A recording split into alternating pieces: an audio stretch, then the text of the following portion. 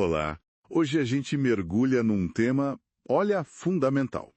Como é que a economia tenta entender e até valorar o nosso meio ambiente?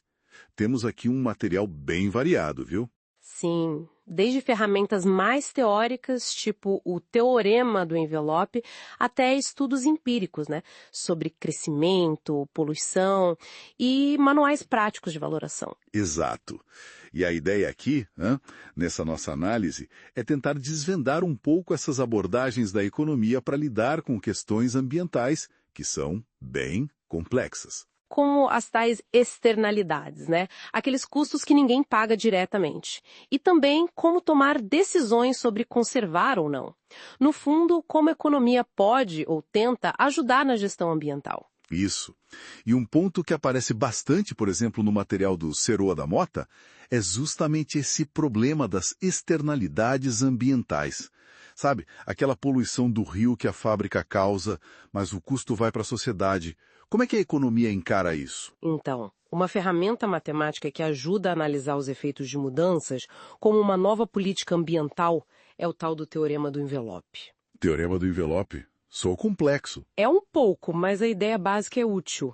Ele, assim, ajuda a ver como o valor ótimo de alguma coisa, tipo o lucro máximo de uma empresa ou o valor de um recurso, muda quando um parâmetro externo muda. Ah, tipo como um imposto de carbono afeta o lucro. Exatamente. Ou como o esgotamento de um recurso impacta o valor dele ao longo do tempo.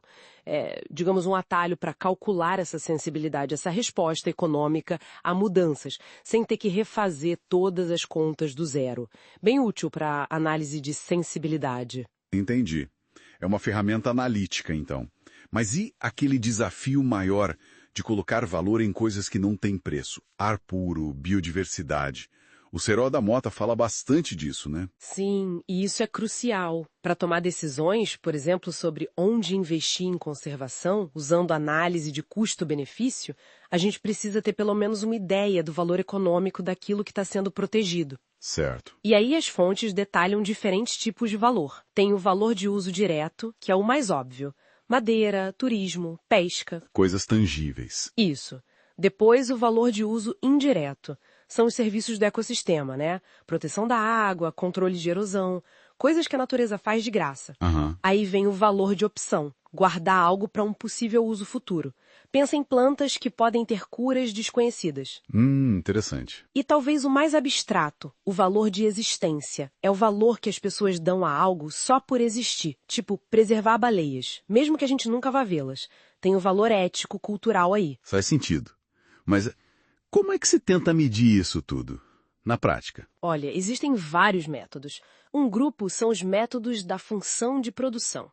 Basicamente, eles tentam ligar a qualidade ambiental com a produção de algo que tem valor de mercado. Ah, como no exemplo que eles dão da Tailândia. Exato, o caso Nampong.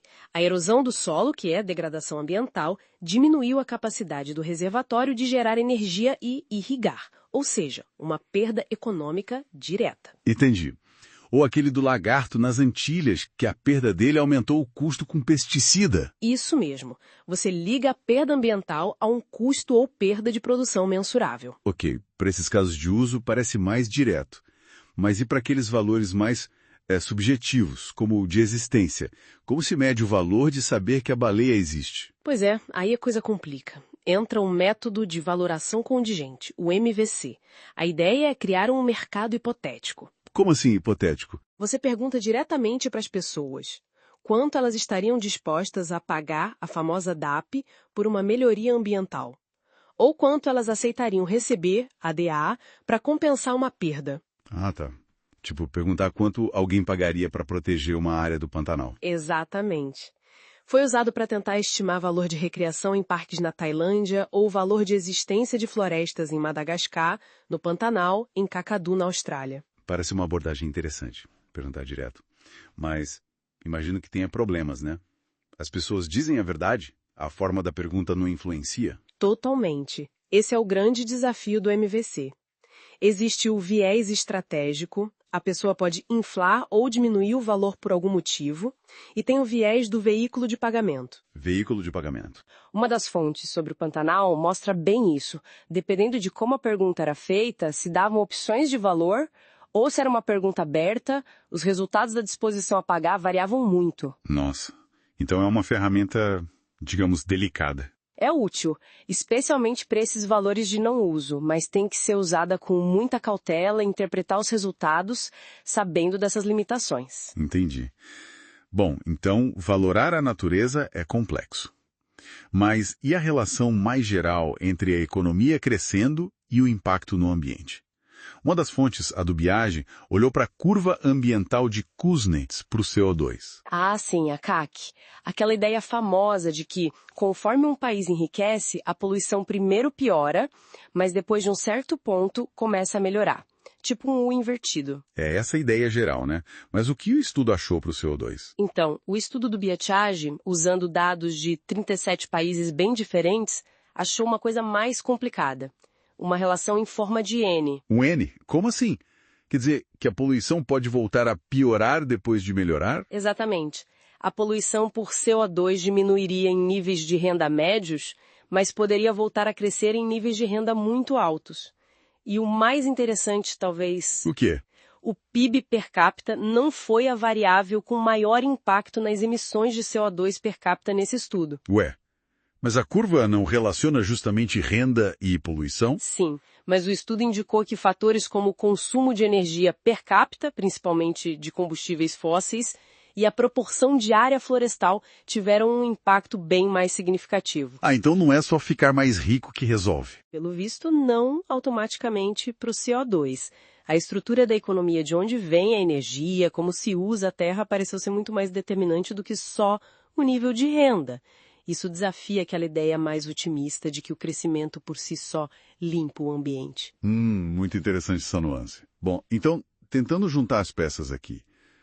A economia oferece ferramentas tipo o teorema do envelope, para analisar impactos de políticas ambientais, certo? Sim, para entender essas sensibilidades econômicas.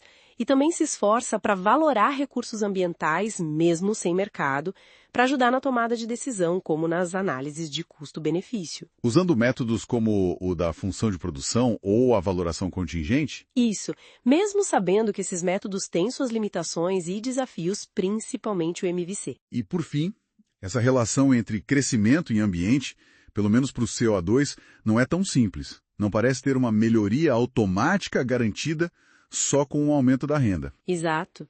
A forma como a gente usa energia e a terra parece ser muito mais crítica segundo essa análise específica. Pois é. E tudo isso deixa a gente pensando, né?